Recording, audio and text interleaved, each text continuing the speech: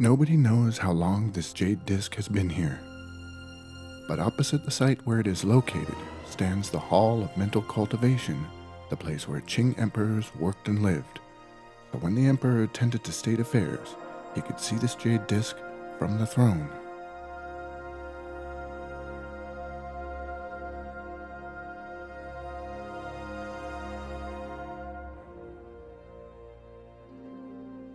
The purpose of this jade disc was to warn the emperor to be circumspect in what he said and did.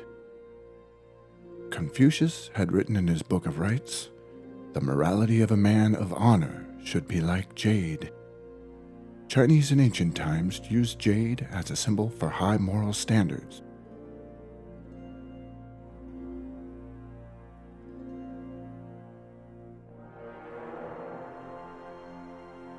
After jade entered the imperial palace, jade objects began to be used on many important occasions, and before long were playing an indispensable role since the jade objects used conveyed special meanings.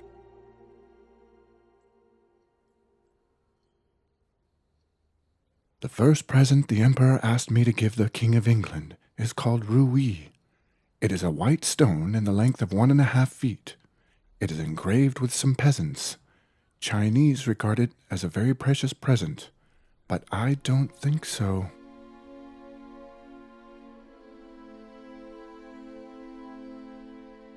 Those words were written by George Macartney, part of a special British envoy to China. On the early morning of the 10th day of the 8th lunar month of 1793, the 58th year of the reign of Qing Emperor Qianlong, Macartney was received by the emperor.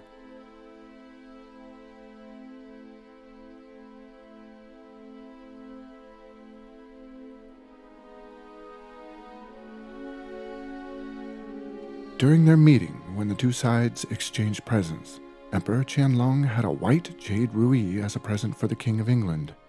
But besides this, he gave both Macartney and his aide a green jade ruyi.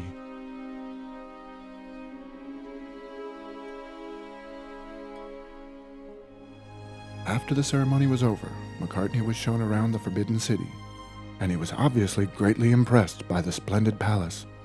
But as he was doing so, he came across a jade ruyi beside the throne in each hall. That looks like the one the emperor presented to the King of England. Although Macartney did know that people used jade ruyi to express their wishes for peace and prosperity, it seems he may not have known that while he didn't regard this kind of beautiful stone as valuable, it was nevertheless very precious in the eyes of Chinese people.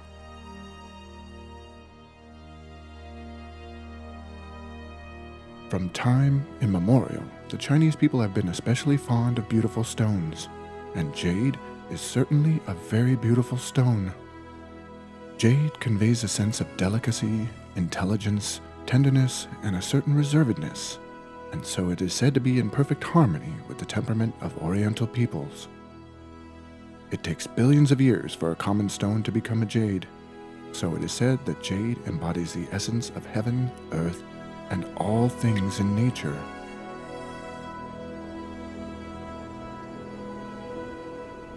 In the Forbidden City, the article that can best demonstrate how invaluable jade is the jade seal used as the emblem of supreme imperial power. This is the Hall of Union and Peace, one of the 3 rear halls in the inner palace of the Forbidden City. The imperial seal used by emperors in the Qin dynasty were kept here, and out of all 25, 23 are made of jade.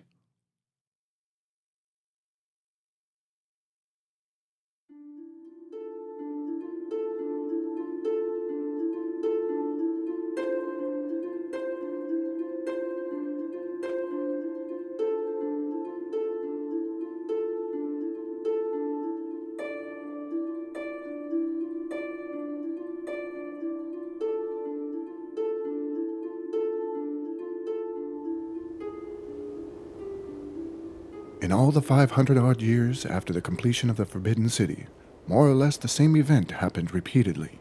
Some mysterious man carrying a mysterious parcel with him would ask for permission to enter the palace to present a treasure, claiming that he had found the legendary imperial jade seal of the Qin dynasty.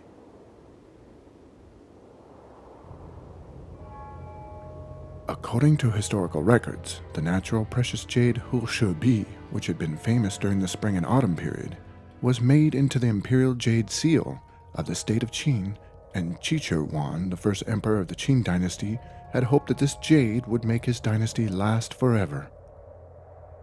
All dynasties after the Qin dynasty yearned to gain possession of this legendary imperial jade seal, and stories about it were told in China for more than 1,500 years. It was said that when the Ming dynasty replaced the Yuan dynasty, the Mongol tribes took the imperial seal to the north of the Gobi Desert, in what is now the Republic of Mongolia. But whatever the case, the seal disappeared, with countless fake ones constantly appearing, along with claims that it was the real thing.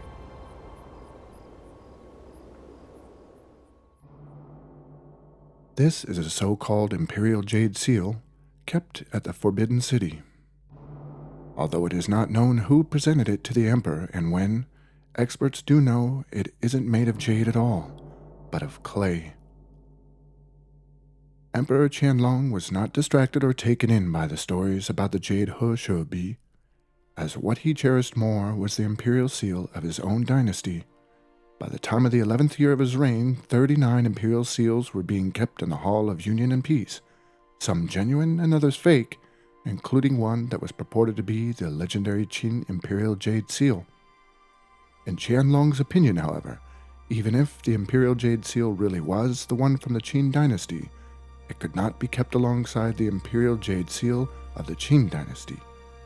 And so, in the 13th year of his reign, Emperor Qianlong wrote this in his preface to Seals Kept in the Hall of Union and Peace. From time immemorial, the number of imperial seals has not been fixed. All the imperial seals in the Hall of Union and Peace have been kept there for a very long time.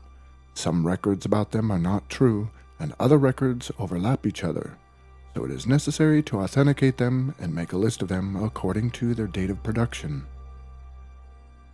Emperor Qianlong determined that the number of imperial seals be kept at 25. But why 25?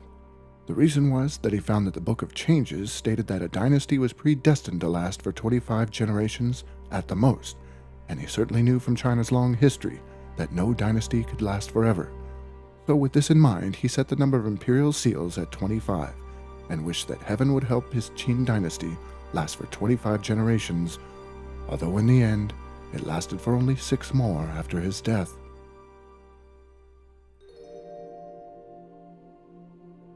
Besides imperial jade seals, other jade objects of various kinds were to be found everywhere in the Forbidden City.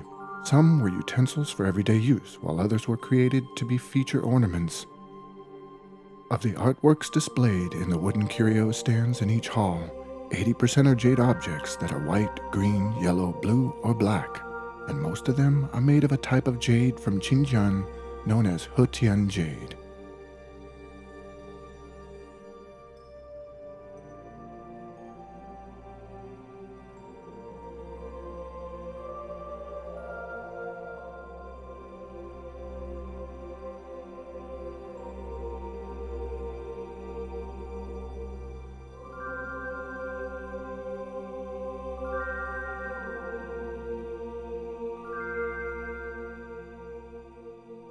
Beyond the passage behind the throne in the Hall of Mental Cultivation is the bedroom of the Emperor, where many jade objects are on display.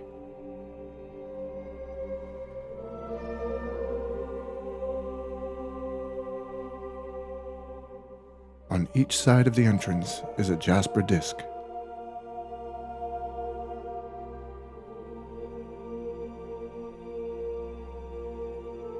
Engraved in the middle of the disc is a poem about Emperor Qianlong's quelling of the Zhongga rebellions between 1755 and 1760.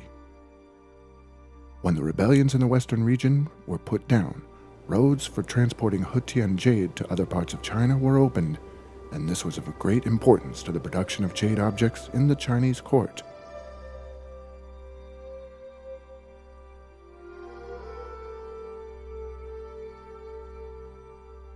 From then on, in legal terms, the imperial family held a total monopoly over the mining, transportation, and manufacturing of Hetian jade.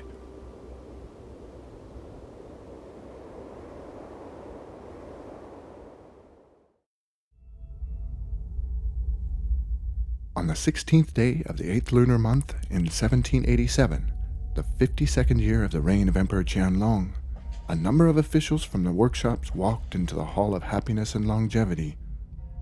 While they were measuring the hall, they whispered to each other. Clearly, they were going to be bringing something of some importance into the hall, but what was it?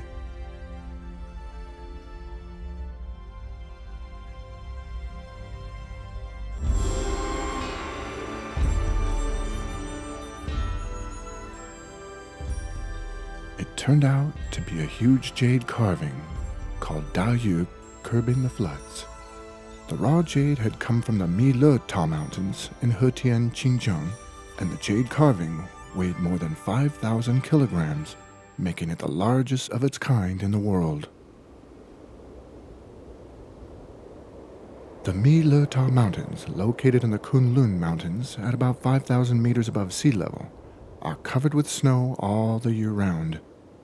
Here, the air is thin, and conditions are suitable for mining jade only in July, August, and September. Under the primitive conditions at that time, it took at least 2 or 3 years to get this block of jade out of the mountains. But while mining this jade was extremely difficult, the task of transporting the 5,000 kilogram block of jade to Beijing was even more so because of the number of mountains and rivers in the way. It eventually took 3 years to get the raw jade to the Forbidden City.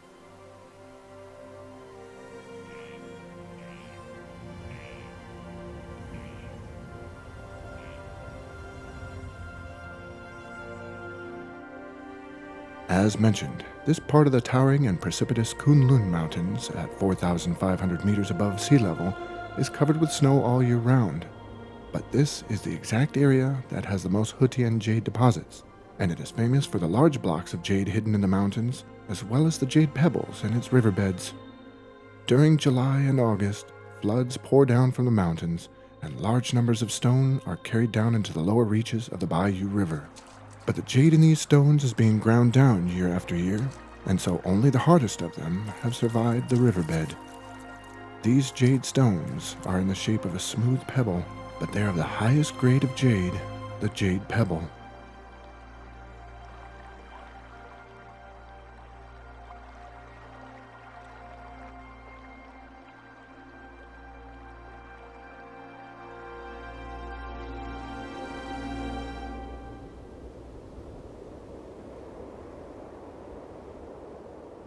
The mining and transportation of jade were monopolized by the imperial family, and so most beautiful jade pieces were exclusively for its appreciation. This is a list of jade tributes Xinjiang presented to the imperial court in the spring of 1767, the 28th year of the reign of Emperor Qianlong. The list details the quantity, variety, and weight of the jade pieces. Included were 79 pieces of Hetian jade, and 95 pieces of jade from the Yakent River, and altogether they weighed more than 500 kilograms. At least twice a year, in spring and autumn, the governor of Xinjiang would transport jade to the capital. During the reign of Emperor Qianlong, at least 2,000 kilograms of mined jade was transported to the capital each year, but sometimes it came to as much as 5,000 kilograms. With an adequate supply of jade, the court began to manufacture jade objects on a fairly large scale.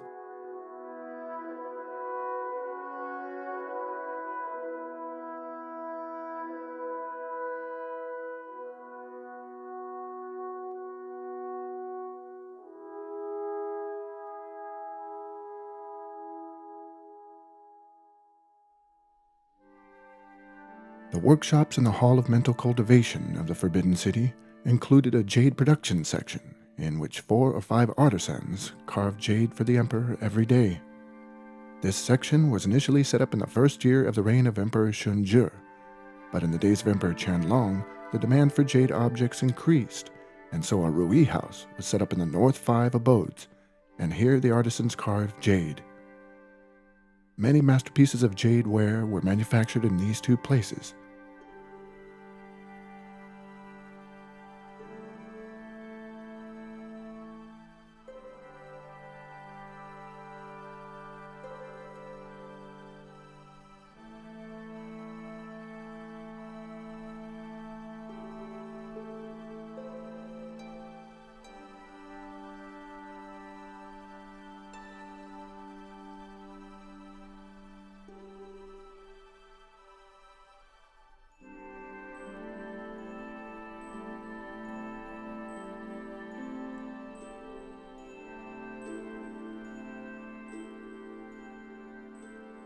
In the late Qing dynasty, Tong Rungzor wrote a book entitled The Story of Jade, and this book includes a painting depicting the process of manufacturing jade objects in the imperial court of the Qing dynasty.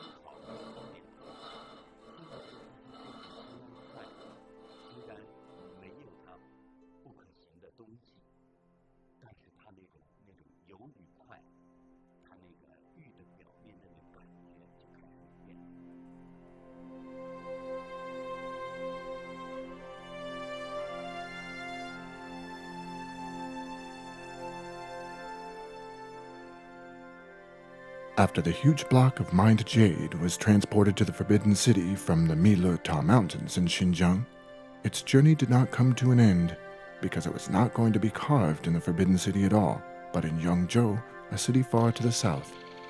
At that time, if the workshop in the court was too busy to process a large block of mined jade, the court would have it sent to Suzhou or Yangzhou to be processed. At that time, these two cities had the greatest economic strength in the whole of China, and they had a long-standing tradition of manufacturing jade objects. Even today, these cities are still famous for carving jade.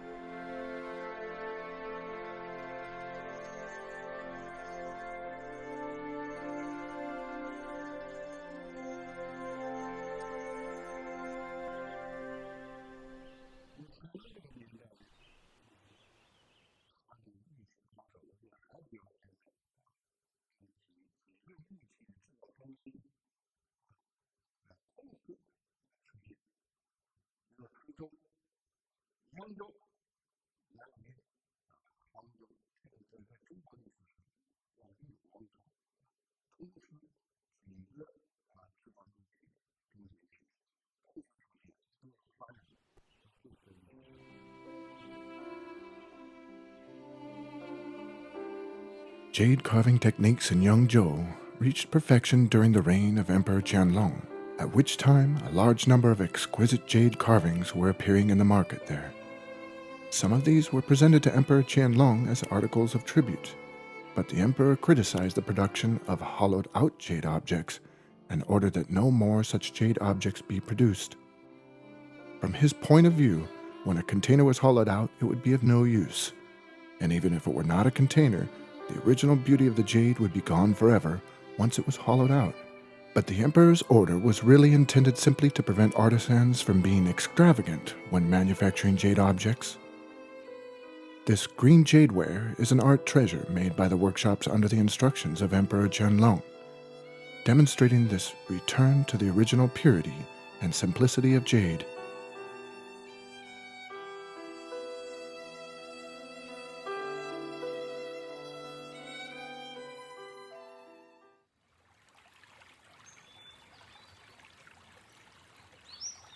It took 3 months to ship the huge block of jade by boat to Yangzhou, and Emperor Qianlong wrote a small message regarding this jade. If we use this huge treasure to give high praise to Dayu's efforts in curbing the floods, those playthings which can only bring sensuous enjoyment will be no match for it.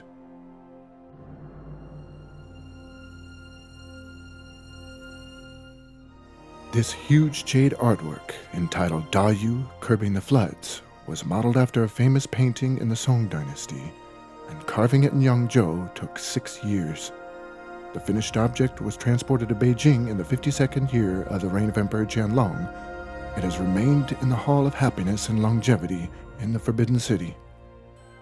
Measured from above its bronze base, it is 224 centimeters tall and 94 centimeters wide. It weighs about 5,300 kilograms. It features steep mountains, waterfalls, streams, pines, and caves.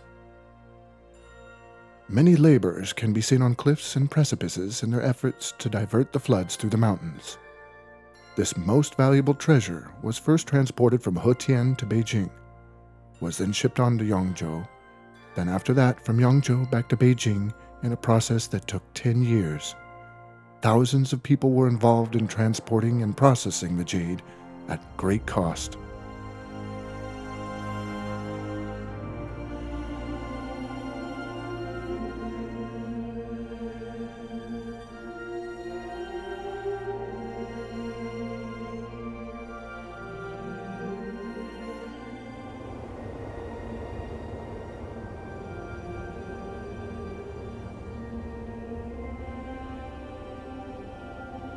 During the reign of Emperor Qianlong, the Forbidden City had more jade objects than ever before.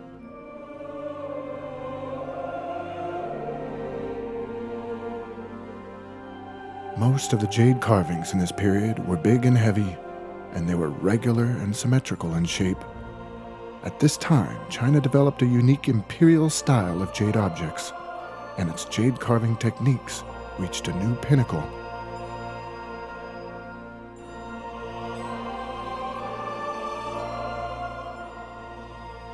In the West, these objects were associated with China of this period to such an extent that in the 18th and 19th century, jade objects of the Qin dynasty were called Qianlong jade.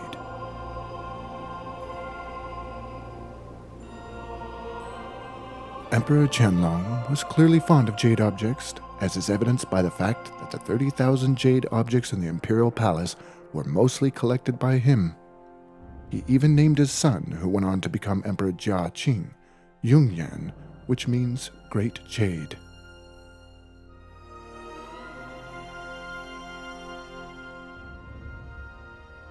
In Chinese, Yan means beautiful jade, but Yungyan had 16 brothers, and all of them were also named after jade. Emperor Qianlong was known to be crazy about jade.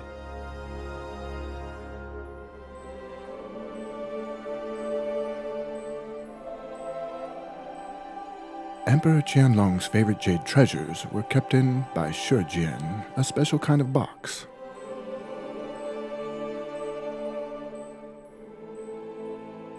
A Bai Shijian box has 9 layers, and each layer has a number of drawers.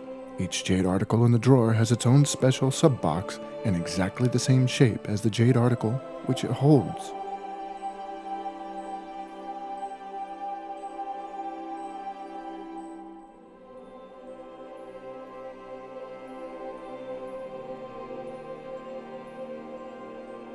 This painting, called The Emperor Appreciating Ancient Treasures, was painted by the court painter Ding Guangpan.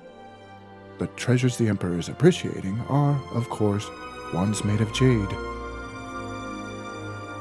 Whatever the emperor was fond of would without question become popular among his subjects, and so at that time, collecting jade objects came into vogue both inside and outside the court. Jade objects also became popular tributes presented to the emperor by his ministers. On December the 29th, 1754, in the 19th year of the reign of Emperor Qianlong, Prince Hongxiao presented the emperor with some jade objects as tributes.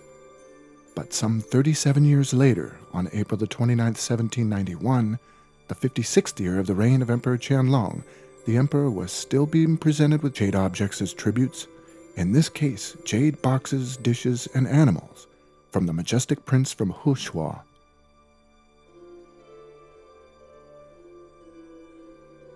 In China's first historical archives is a list of tributes presented to Emperor Qianlong by Hu Shun, his favorite minister. The list includes jade figures of Buddha. And this is Hu Shun's signature.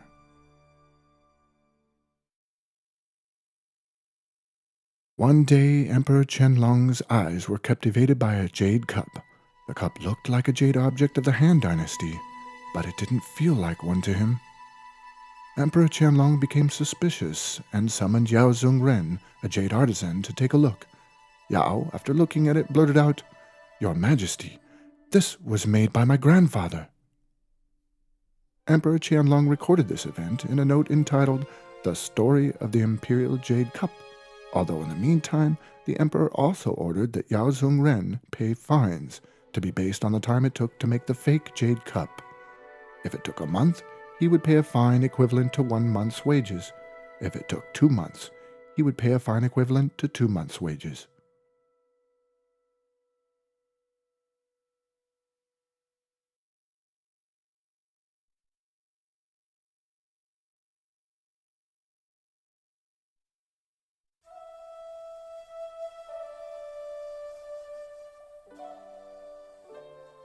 To appraise jade objects, one must have experience combined with common sense. But even so, in the case of some ancient jade objects made long in the past, there are no records about them, so it is difficult to find out even why they were made. Because of these complications, from time to time, even experts make mistakes when they appraise jade objects. On occasion, even the experienced Emperor Qianlong made a fool of himself in this regard. The emperor was particularly fond of this cylindrical-shaped jade article. Having studied the article in depth, he decided that it was a kind of tool ancient people had used to lift heavy objects, and named it gongto.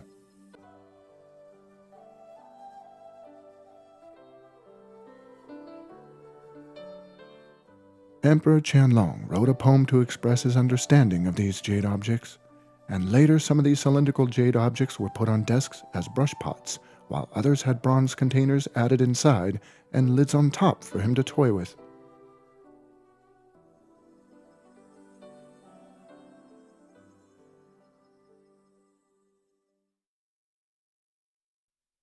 However, 90 years after the emperor's death, Wu Dacheng, a jade expert, found by means of textual research that the object Emperor Qianlong had called gongto was in fact an article used by ancient emperors to offer sacrifices to the earth, a fact that had been recorded in ancient books. It was called the Jade Tong.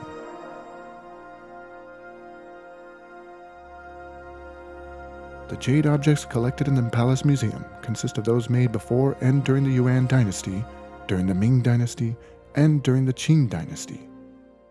The jade objects made in and before the Yuan dynasty include fine artworks produced between the Neolithic period and the Yuan dynasty. The oldest collections in the Palace Museum are of jade objects.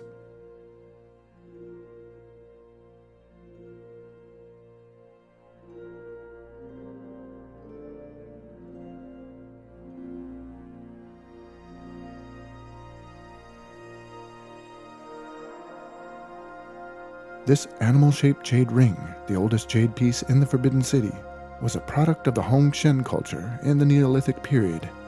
It features a large number of colorations on its surface, and these are unique to very ancient jade objects. This object features an apotheosized animal, and thus reflects ancient people's worship of animals.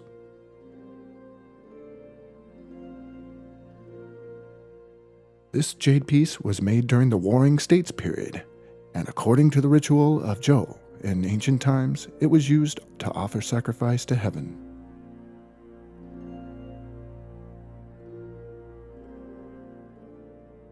In ancient times, jade objects were often used for sacrificial purposes because they were believed to have a mysterious connection with nature. Therefore, when it came to manufacturing jade objects, great attention needed to be paid to the natural conditions of the mined jade. The ideal method for processing mined jade involved not damaging it and making the best use of its natural features.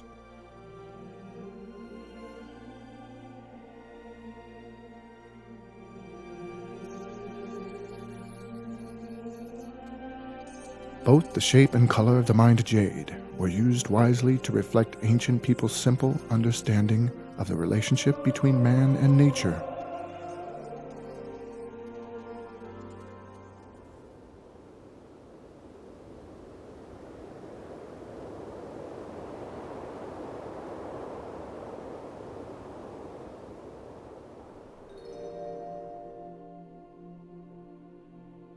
This jade piece in the shape of a slab of meat and this jade cabbage were very skillfully made. The green portion of the block of mined jade utilizes the color and texture of the jade to present us with cabbage leaves and insects.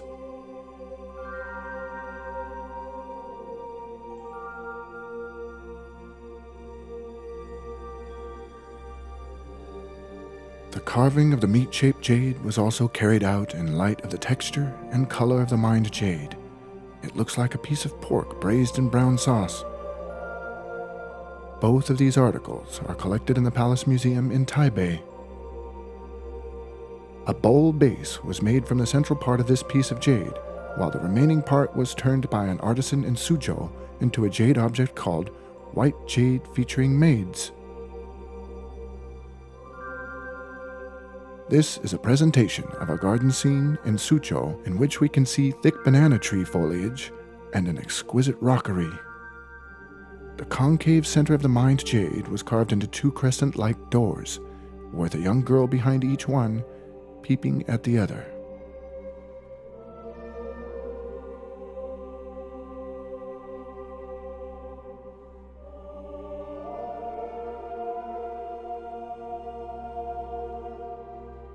Emperor Qianlong put this wonderful artwork on a par with the jade Hushubi of the spring and autumn period.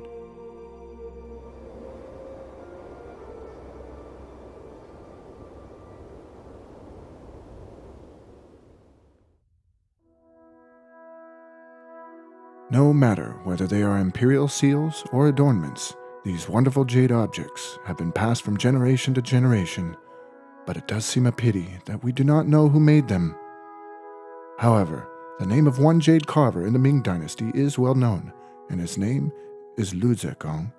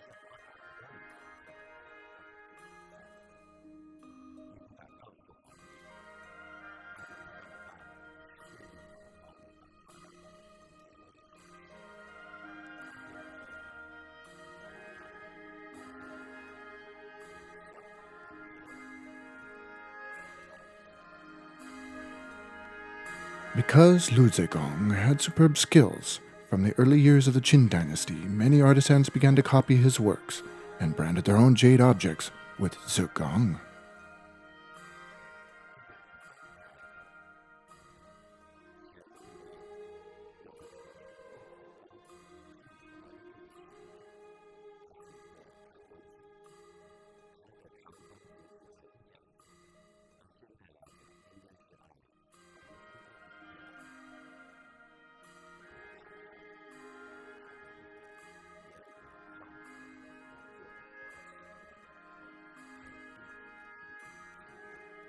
后人很难达到的。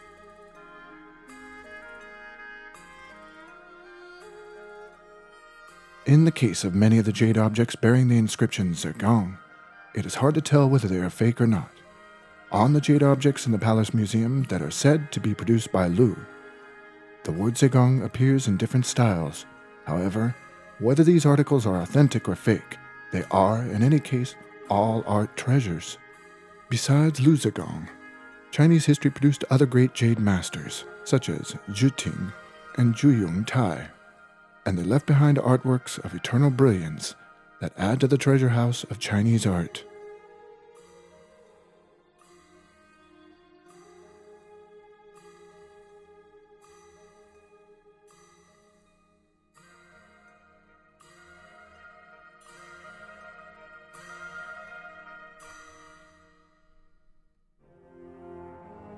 After Emperor Qianlong died, the national strength of the Qing dynasty declined rapidly, and with that decline, the demand for jade objects also decreased considerably. This piece of jasper ware was made during the reign of Emperor Jia Qing by imitating ancient jade ware.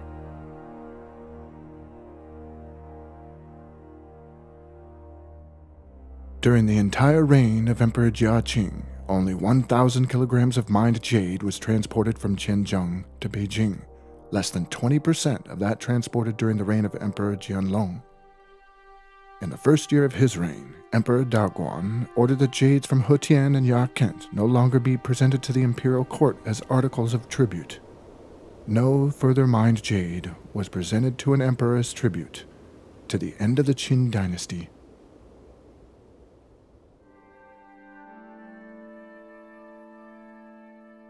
In the late Qing dynasty, however, the collection of jade objects in the Forbidden City increased because Empress Dowager Cixi favored jade objects.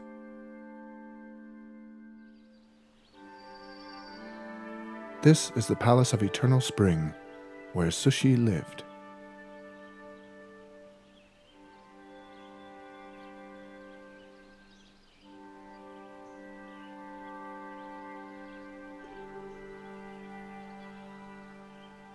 Here, jade objects can be seen in almost every corner, and Cixi cherished all of them.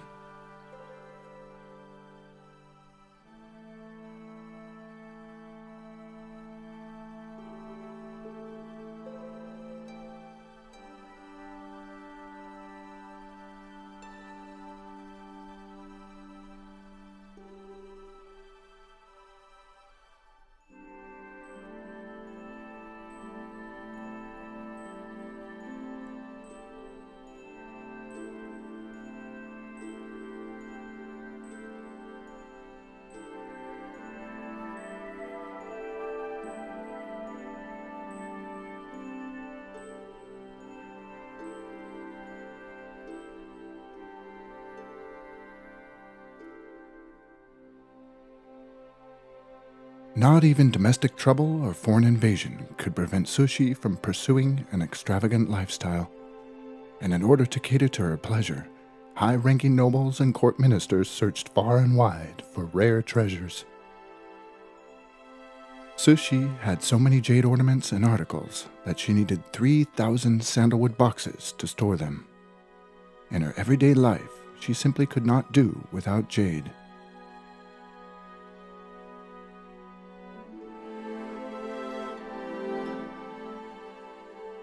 She used jade teapots,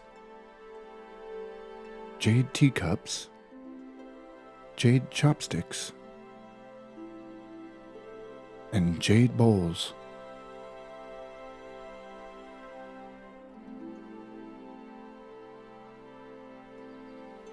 In 1900, when the Boxer Uprising was in full swing and Cixi had to flee Beijing, she still found the time to take some of her jade objects with her.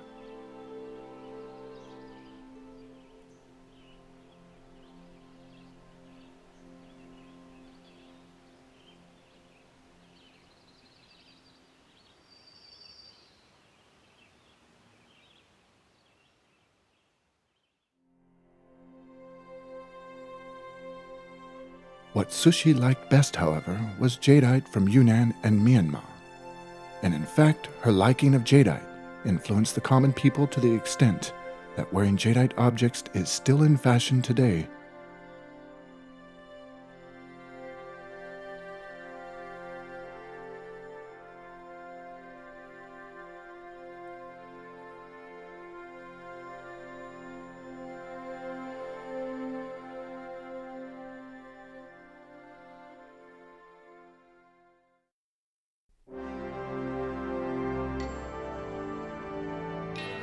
So today, the Palace of Peace and Longevity, where Empress Dowager Cixi lived, houses the Palace Museum's Treasure Exhibition Center.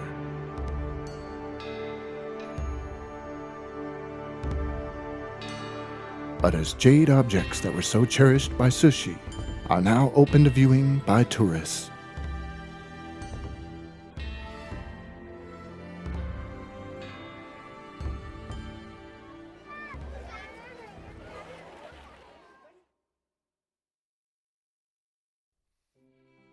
At present, there are more than 30,000 jade objects in the Palace Museum, and they have been witness to sudden momentous changes in the world from time immemorial.